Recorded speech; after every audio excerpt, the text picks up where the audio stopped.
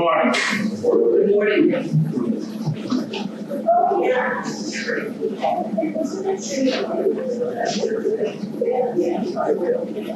Prophet Micah, and what doth the Lord require of thee but to do justly, to love mercy, and to walk humbly with God.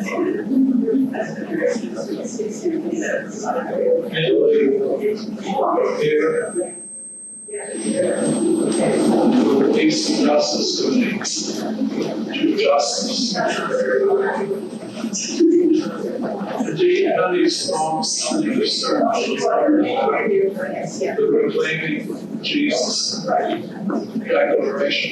Copies of the proclaiming Jesus declaration are on the table in the back. St. Paul's responded to that. Peace and Justice Ministry of St. Paul's responded to that, generated the principles for social justice that hang on the rear wall of the Great Hall. Just received that before. It's now 5 years later. Democracy in the United States is at risk. There's more dishonesty in public life. There's more confusion about what is true. Conflicts of interest seem to be everywhere. There are fewer guardrails. The idea behind the American Magna Carta is to raise moral pleas from political action, to reassert traditional American democratic values, to network as individuals to spread it to leaders, to use personal contact in networking when possible, to keep it secular. One reason for keeping it secular is to avoid being perceived as Christian nationalists. The last goal is for democracy to be the moral and patriotic consciences of those on both sides of the aisle in public office. Bill, could you be a bit louder, please? We can't hear you back here.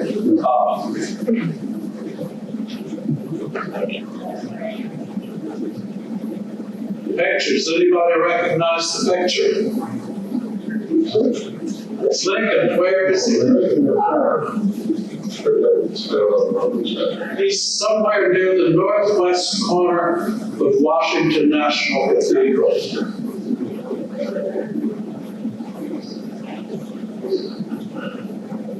Today's draft consists of 12 articles.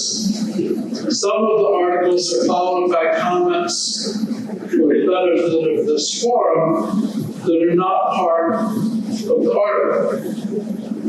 What the article should be is still under discussion here and later. The audience for the Magna Carta is secular. The audience for this forum, obviously, is assumed to consist of church members. The first article is about honesty, and it's simply, we believe that truth is morally central in our personal and public lives. This is lifted directly from the Proclaiming Jesus Declaration, that was also incorporated in St. Paul's Principles for Social Justice.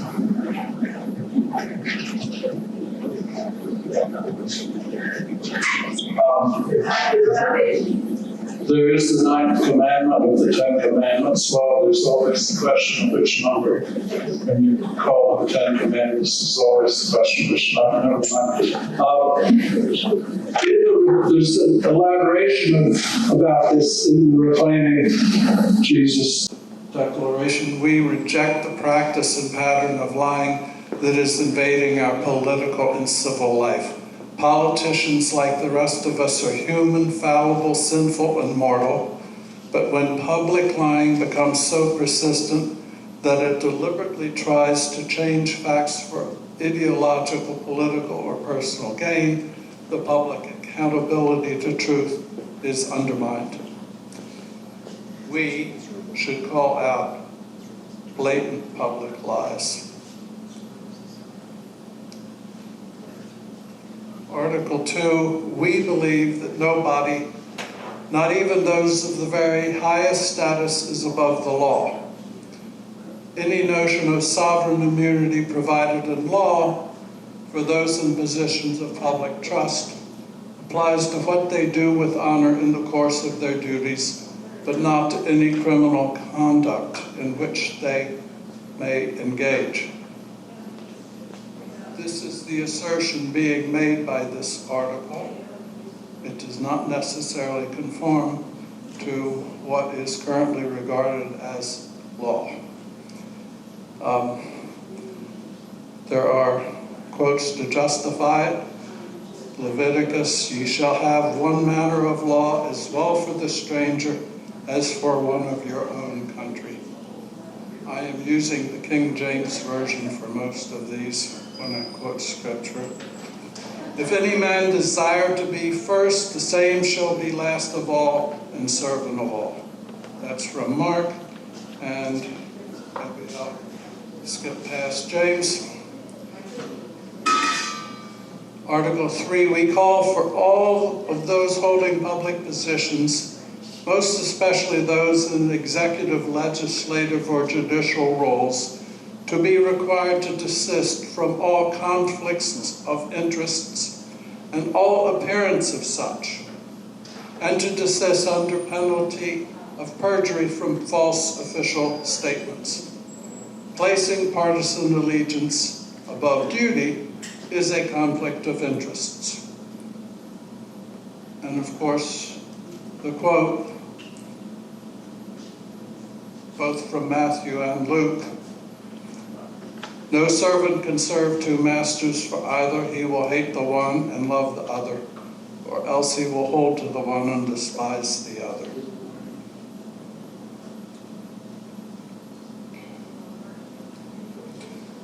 Article 4, we hold that the Establishment Clause in the First Amendment to the U.S. Constitution is essential for all the other rights guaranteed by the First Amendment. We reject the idea that the United States is a Christian nation, and we reject the idea that any nation, state, or locality should have a religious identity in law. We hold that always and everywhere. Religious coercion is abuse and should never be seen as free exercise. The standard quote for separation of church and state, of course, is render unto Caesar the things that are Caesar's, and to God the things that are God. That's from the Gospel according to Mark, published within either the last month or the last 2 months, is a new book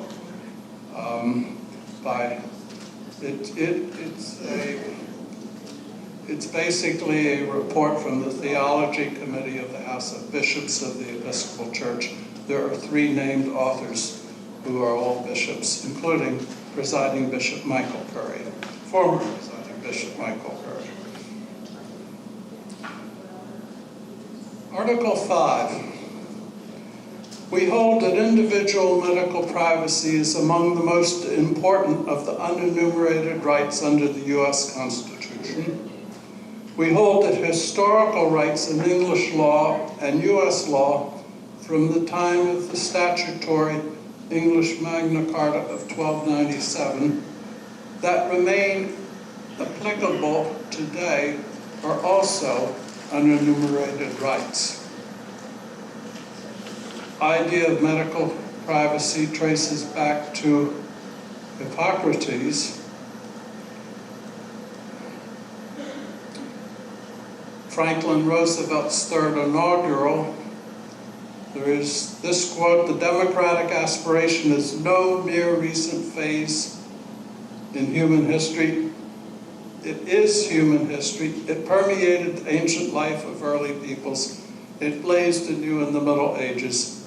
It was written in Magna Carta. And somebody asked me, did he leave out the definite article? And as I looked it up, it's not there. Article 6. We hold that provisions in federal, state, and local laws lacking clear secular purpose must be regarded legally as religious in nature and therefore unconstitutional under the Establishment Clause of the First Amendment. This language, clear secular purpose, is in the case, the Supreme Court case Lemon versus Kurtzman, 1971, which happens to be shortly before Roe v. Wade. There was another decision announced within a week or two of the Dobbs decision that perhaps undercuts this idea, which is why we're reasserting it. Article 7. We believe that every human being on our planet is our neighbor, deserving of justice and respect. Straight from the Reclaiming Jesus Declaration, also one of the principles for social justice in the St. Paul's list. The stranger that dwelleth with you shall be unto you as one born among you, and thou shalt love him as thyself. That is from Leviticus. We believe that every human being is entitled to basic essentials for survival: food, clothing, shelter, health care, and education. Biblical quote that supports that is from John 21, "Feed my sheep." Article 9, we stand against oppression based on race, color, creed, ethnic origin, national origin, sex, marital status, sexual orientation, gender identity, and expression, ability, age, or difference, and we call for all non-criminal strangers to be treated with welcome while in our land. Galatians, there is neither Jew nor Greek, there is neither bond nor free, there is neither male nor female, for ye are all one in Christ. The language of the article is very close to the language of the discernment canon, the national discernment canon from the Constitution and Canons of General Convention. Title 3, Canon 1, Section 2. That's the 3.1.2. Title 3, Canon 1, Section 2. Article 10, we call for leaders at all levels to learn once again to work together, particularly toward economic imperatives, economic justice for all, and equal opportunity for all. This again is taken from the St. Paul Principles for Social Justice. Romans, for as we have many members in one body, and all members have not the same office, so we, being many, are one body in Christ, and every one members one of another. John Donne, no man is an island entire of itself. Every man is a piece of the continent, a part of the main. That was also used as the epigraph in For Whom the Bells Toll by Ernest Hemingway. The article differs from almost identical statement in St. Paul's Principles for Social Justice, except that there is the phrase economic imperatives. Economic imperatives are concerned these days because of the concern about loss of agricultural workers, significant loss of agricultural workers in the wake of proposed mass deportations.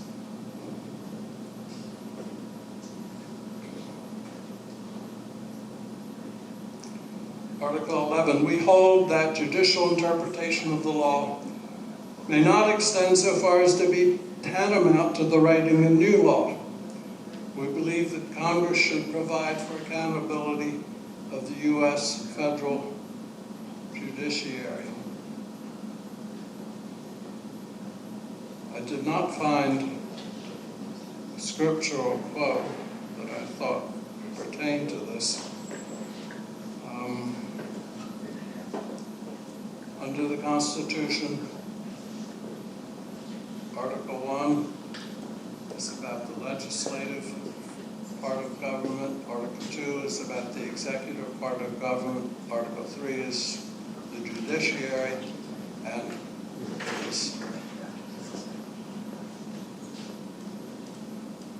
the functions differ. The judiciary is not supposed to write law.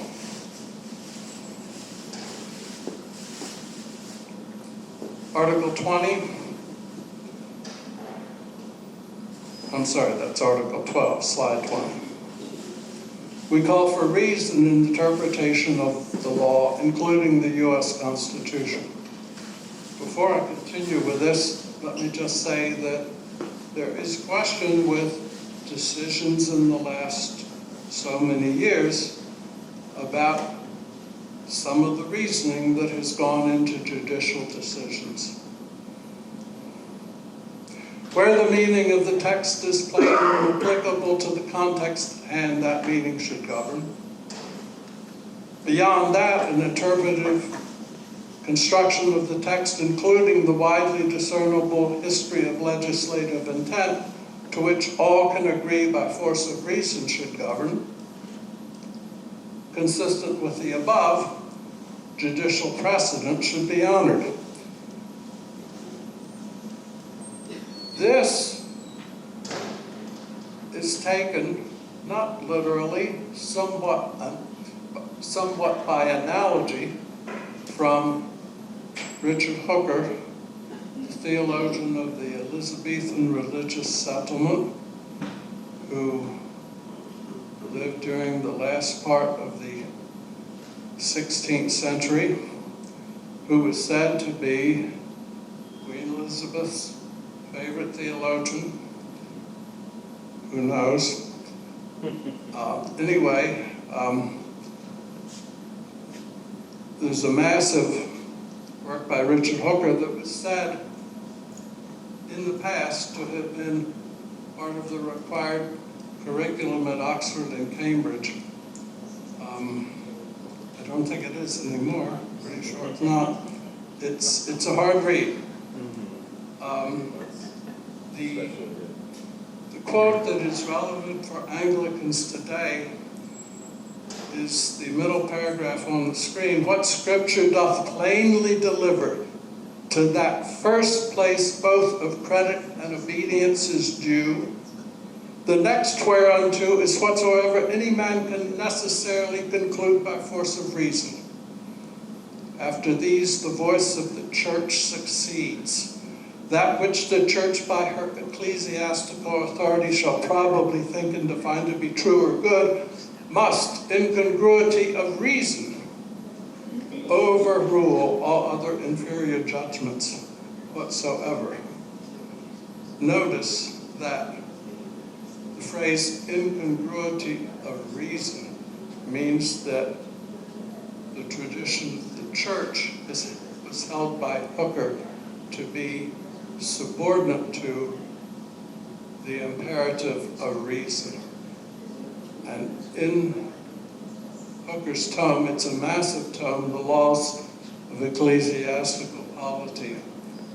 It's mainly about reason, and reason includes experience. Some faith traditions cite scripture, tradition, reason, and experience.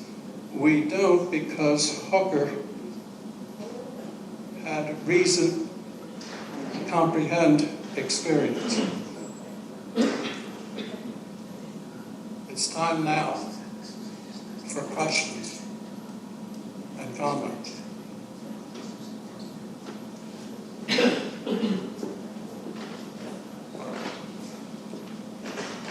If we get feedback, then move to the front.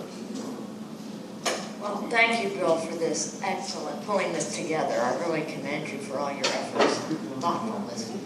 And I think this should be shouted from the mountaintops, frankly. I mean, I'm thinking of C.S. Lewis's The Abolition of Man, where in the Tao. All right, I'll speak louder. Get it in close. Okay. C.S. Lewis, The Abolition of Man, the Tao, these principles are, from time immemorial. And they're in all cultures. And if we don't honor them, as Gibbon said, this is what caused all of the Roman Empire. And starting early on, Desmond Morris says the most important thing for bringing up children is to help them distinguish right from wrong. And I just think these moral principles are getting sidelined, and we need to bring them into the forefront. So I wanted to tap your thoughts on how you had wanted to put this together. We need to network. What are your thoughts on how to make that happen?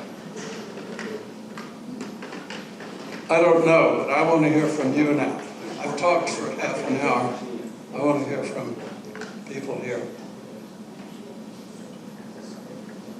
Hi, Bill. Hi, Jerry. Thank you first for doing this and taking me off the hook for today. I could not have gotten ready given what I've been going through. But I want to play the role of Michael Johnson, Speaker of the House of Representatives of the United States. In that role, I agree with everything you've written, except number 4, because I do believe this is a Christian nation, and that our founders were primarily Christian. But all of the other principles, I and my party agree with 100%. We just think you effectuate them wrongly. And I'd ask for your response on behalf of the Magna Carta.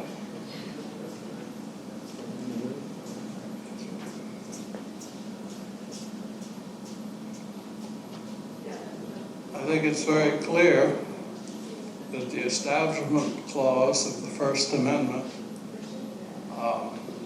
knocks that down. Knocks down the idea that the United States is a Christian nation. In fact, I believe under the First Amendment, and I don't have the First Amendment to display here, but there's six points in the First Amendment, which are no government establishment of religion. People have the right to free exercise of religion. People have the right to free speech. There is freedom of the press, freedom of assembly, and right to petition for grievances. If you think about it, all of those depend on the Establishment Clause. If the government can decree what religion is, then you're not free to practice religion in the way that you wish. And the dictates of the government's religion can prevent you from speaking as you wish to speak. And if you can't speak the way you wish to speak, there cannot be freedom of the press, because members of the press writing a speech, members of the press can't write what they want to write. There's no point in assembly because nobody can say what he or she wants to say, and no possibility of petitioning for grievances, redress of grievances, because nobody can So I think that's pretty much decimated by the Establishment Clause of the First Amendment. Now, there is a recent Supreme Court decision of which I'm aware, and I'm not a lawyer. Jerry is a lawyer, but I'm not. There's a recent Supreme Court decision in which Justice Gorsuch, I believe, suggests that there's a conflict between the Establishment Clause and the Free Exercise Clause. But as I've just explained, I see that as nonsense.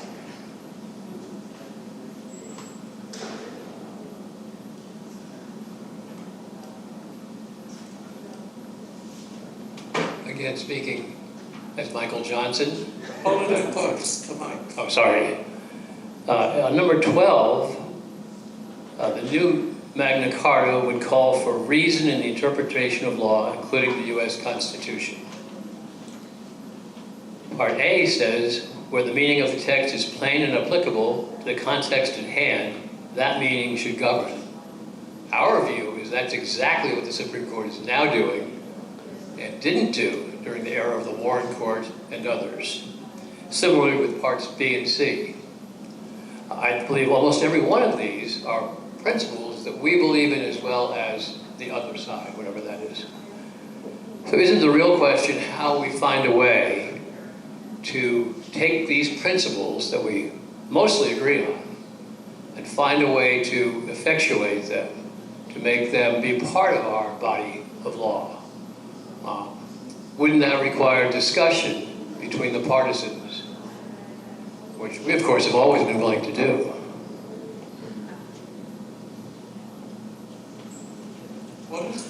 What is the question? The question is, why won't the folks who sponsor these principles get together with the other folks who also agree with these principles and enact laws that would actually implement the principles?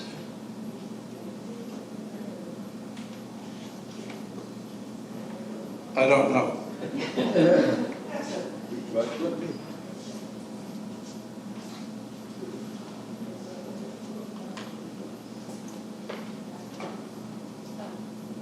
Well, Bill and I I'm Bill's wife.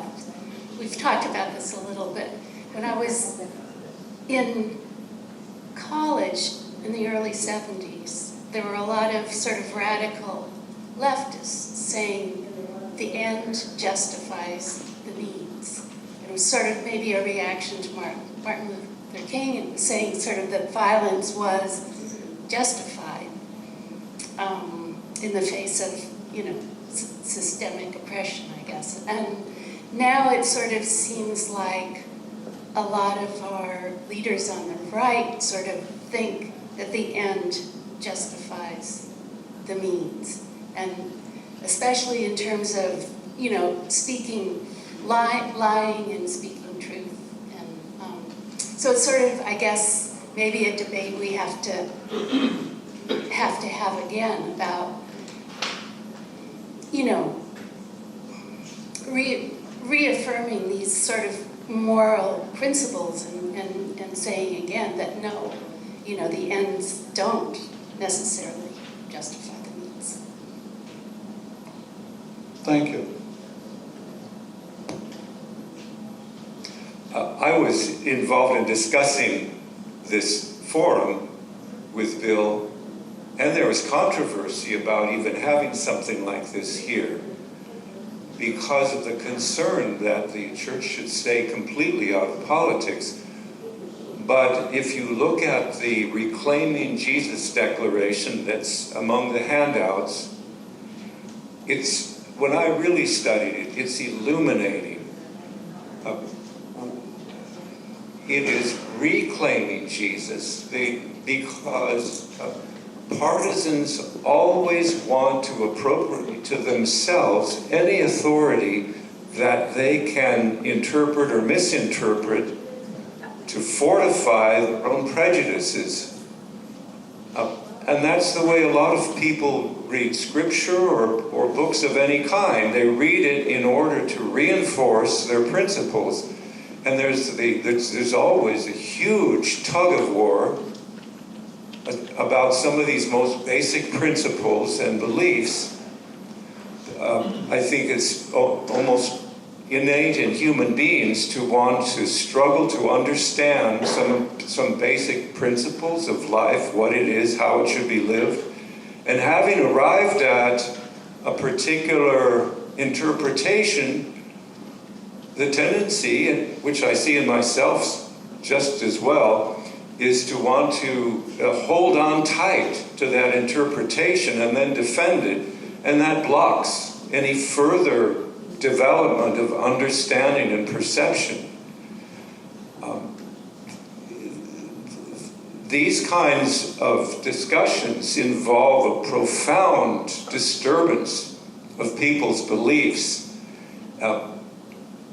And so this is a debate that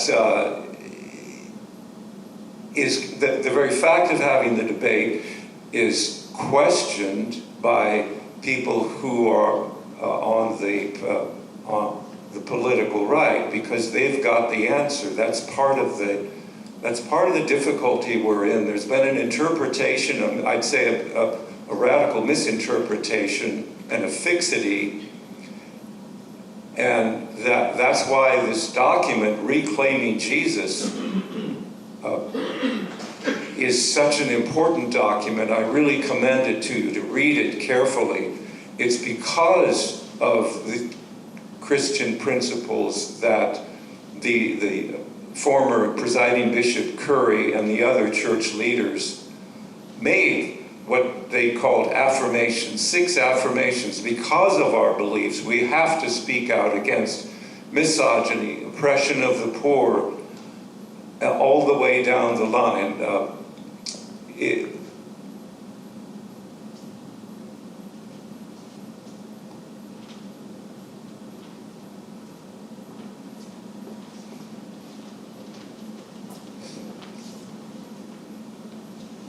The church can hardly be looked to.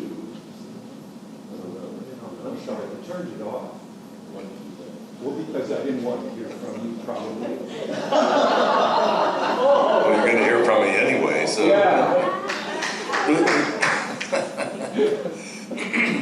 The church, including this one, can hardly be looked to as a bastion of what is the right way to move. Over the last 40 years that I've been here, I've watched this church move from homophobia, very profound homophobia, to acceptance of gay and lesbian people into its midst. But that has been a struggle that the church has often mightily resisted.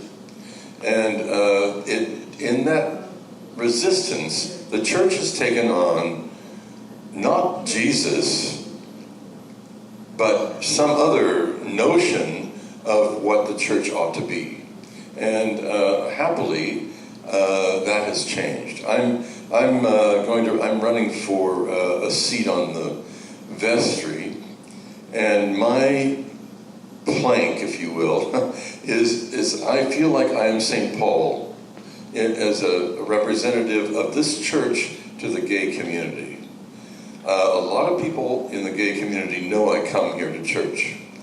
They talk to me about how to get buried, how to get married, but they don't come to church because they still see the church as the possible enemy of their basic freedoms. That's a hard thing to erase because the church has not cooperated with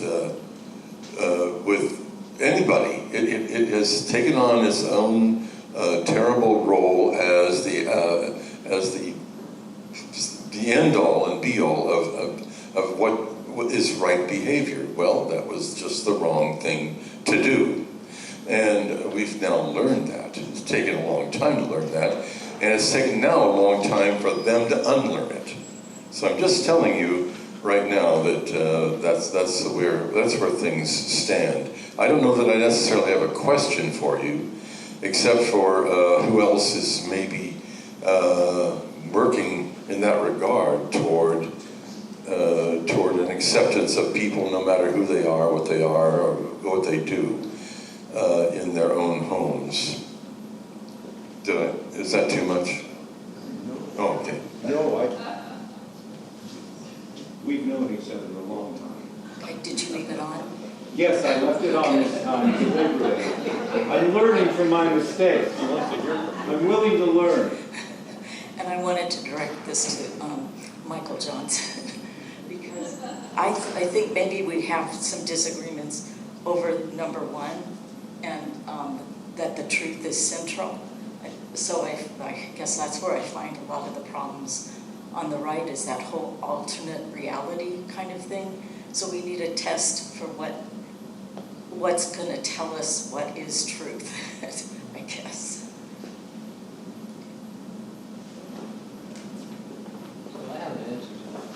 Oh, the rejoinder first and then, okay, go ahead, please.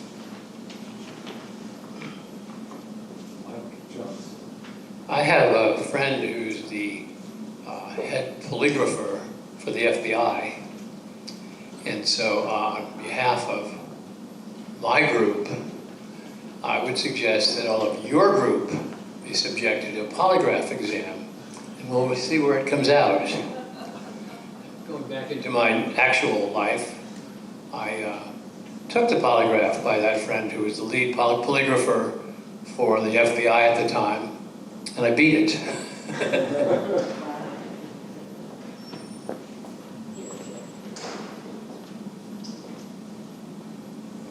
Well, if we're talking about the truth, we should also remember not to talk about groups as monoliths.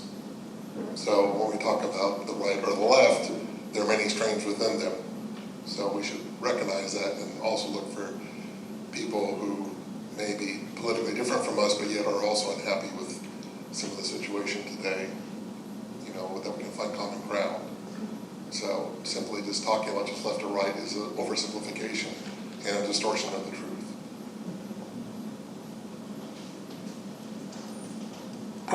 Following up on Calvin's point, I don't know if this is the time to raise how to start strategizing about how to move this forward out of this small forum into a greater community. And I would suggest not starting with Michael Johnson and maybe Michael Jackson better, but Michael Johnson, and I won't say his ilk because I don't want to offend Calvin, but but to find groups that others that we can find common ground with, and maybe start honing the message. So, for example, I really like how, Bill, you've brought in all these scriptural quotations in order to back up the foundation and some of the historical stuff. And if you're looking to expand it from other faith traditions, boy, it only has a narrow little field of picking up. Other faith traditions, they're probably, obviously if you're going to our Jewish neighbors, you would, only use Old Testament quotes, and likewise, but then it's, certainly a large part of the community does not embrace any particular organized religion. And then it's, and you're absolutely correct, this has to be a secular argument. But when you're trying to get the buy-in, you're going to back it up with, whatever it takes. I mean, there's nothing in here that I personally, as myself, could argue with. And I'm not going to do role-playing. But anyway, so that's where, I don't know if this is the time to start, strategizing. There's one additional slide that I did not mention, did not even show before opening for questions. And it addresses how the Magna Carta, the Magna Carta is something that is still under consideration as to what should be in and what should be out and how things should be said. So that's still on the table, but it's a secular document, and one should be able to present it in various forms. So, for example, at a public university, one might not want to use biblical quotes because one cannot assume that the students are even Abrahamic in their spiritual journeys. So, for example, at a public university, one, instead of biblical quotes, one might grab quotes from the United Nations Universal Declaration of Human Rights. It's another possible source. But the idea is one should be able to tailor talks to the audience. And if you're talking in a church, you can talk to that church. But if you're not talking in a church, you talk to that audience. And that's part of my response to you, and part of what you asked, but not all.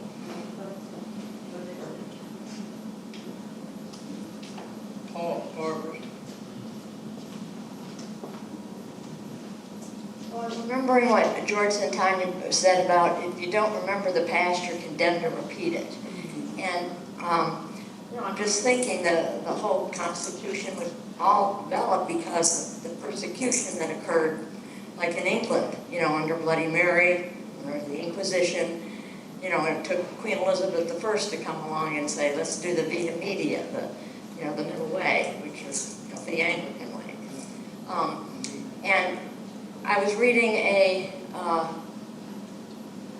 editorial by Nicholas Kristof in the New York Times. He said, 12 steps to take. The first one was we're going to have to, as the real Jerry suggested,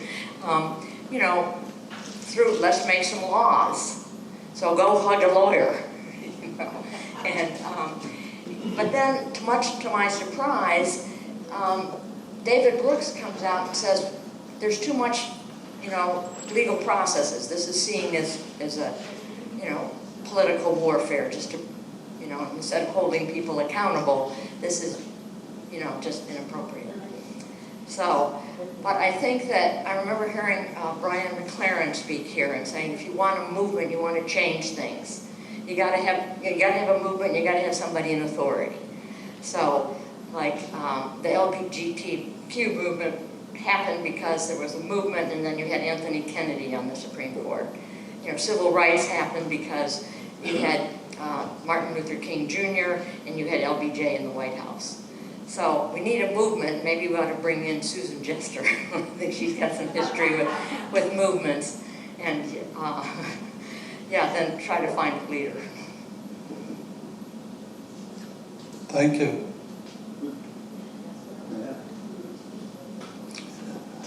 I'm not well schooled on oligarchy, and I fear that's where we're sliding.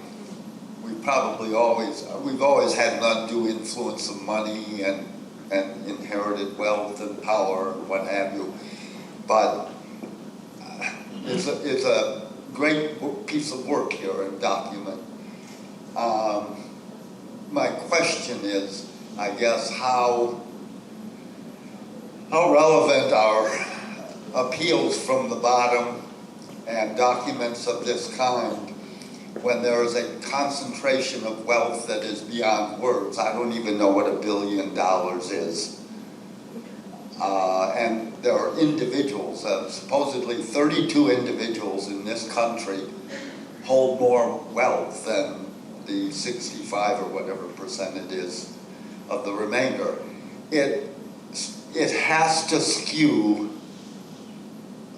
all our ability to be fair, be just, distribute the wealth of this country across the board. Because their interests are their interest, and their interests are not ours, unless there's a billionaire in here.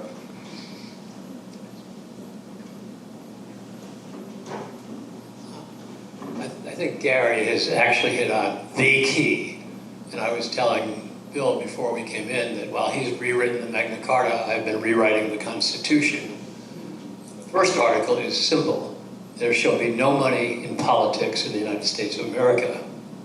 Article 2 is, there'll be no paid lobbyists in the United States of America. Amen. And those two concepts alone would allow us to trust the people we elect, that they're actually running for what they believe in and what's good for their constituents, rather than what they're being paid.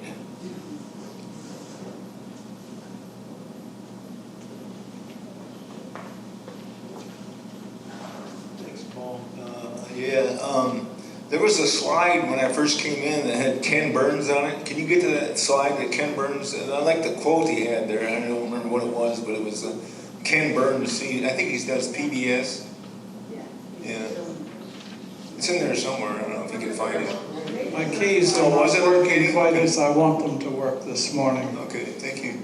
but we'll get there.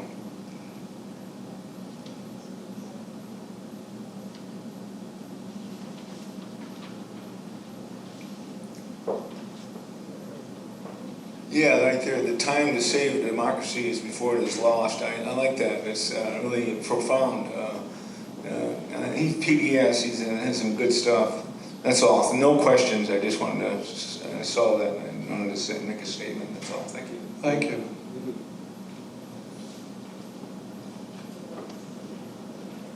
Going back to the corruption of money in politics, the problem is the Supreme Court has ruled that money is speech, and the rest of the country believes that money is intelligence, that money is somehow righteousness, which the Bible actually says is not true, but we've forgotten, and we need to. Yeah, so we need to move away from that. What I always say is a billionaire, take a billionaire and a millionaire. Is a billionaire really 1,000 times smarter than a millionaire? I'd like to find out. Well, we can all do the experiment and find out. No, probably not. Or we could go back to Darwin's observation. There are more species of beetle than almost anything else. So, if it really is just numbers, then we should say beetles are the favored life form on this planet.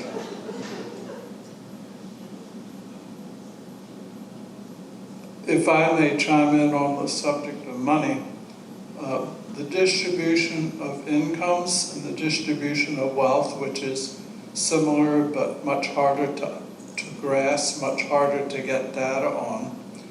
But both of these have become, they've always been skewed. There's always been a lot at the top, but since about the mid-'80s, these distributions have become incrementally, year by year, ever more skewed. And it is actually an economic problem because it means the economy is not operating at full capacity because it is demand throttled. Too much of the money is in the hands of people who are not going to go out and buy durable goods like washers, dryers, microwaves, things like that, cars. I mean, if you have billions, you don't need any more cars than anybody else. You might have more cars. But it is an economic problem. And it seems that there are not enough in the political world who understand that it's an economic problem that's actually hurting the economy.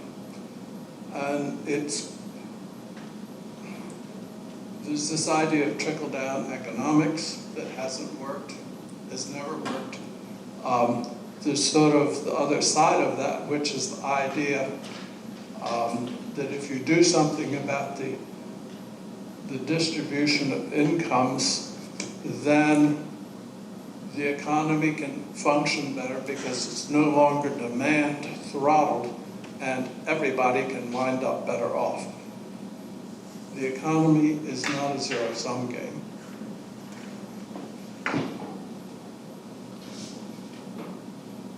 Following up on that, I became aware a couple to 3 years ago of Jubilee USA, which is an organization, and unfortunately I'm really weak on quoting the scriptural background for it, but it was a concept that they embraced. They basically arrange for loan forgiveness, for example, debt forgiveness for developing nations and also, domestically for similar things. And it's a very powerful interfaith organization. And the background is, and this was something that I hadn't really thought about, where you pray to have enough, but not too much. And the basis of all of our thinking in this country is it's total personal greed.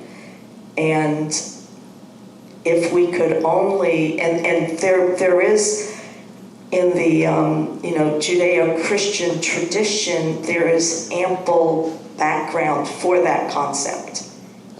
If you can, just like you can find anything in the Bible, and so I'm just saying that if we're want to address the economic disparities, that's a sort of an angle that could be included. I shouldn't say the word angle. That sounds very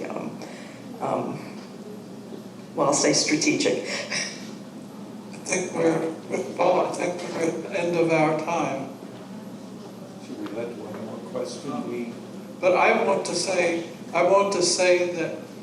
that we are still thinking about the idea of the Magna Carta, and the discussion will continue at the next Peace and Justice Committee meeting, as I understand it. On the third Tuesday of the month. The third Tuesday, which is not this Tuesday, but the following Tuesday, December 17th, 5:30.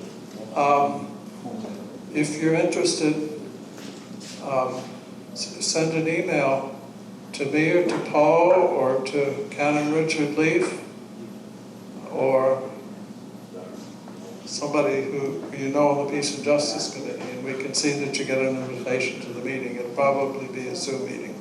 Canon Leaf's email is on the parish website, where the page for clergy. My email is on the parish website on the Peace and Justice page.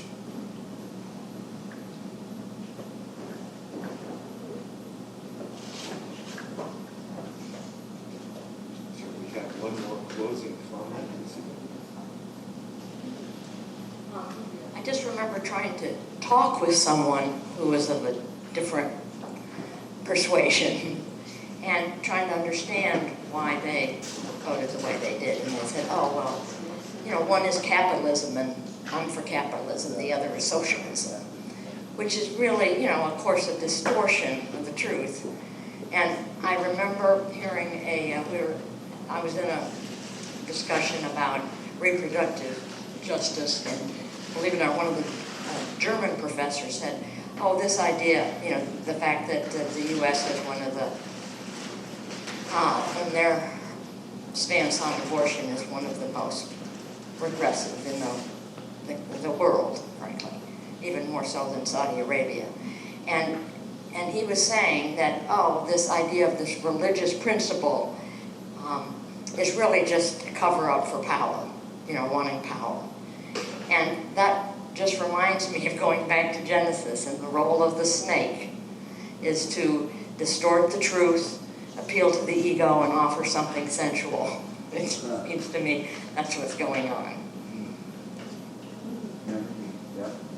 Thank you. Canon Leaf wants to deliver the last word. He always does. He always does. Highest and best. Well, thank you for that. Let's see, Joan and Bill have suggested gathering people from many different aspects of society to address these questions and this wonderful document. and to build some kind of a power base, if you will, that can be recognized in the community and to be a counterbalance to things that are to come in the next 4 years. So I want to commend Bill for this document and for leading this forum, and all of you who have responded to him. So applause for Bill.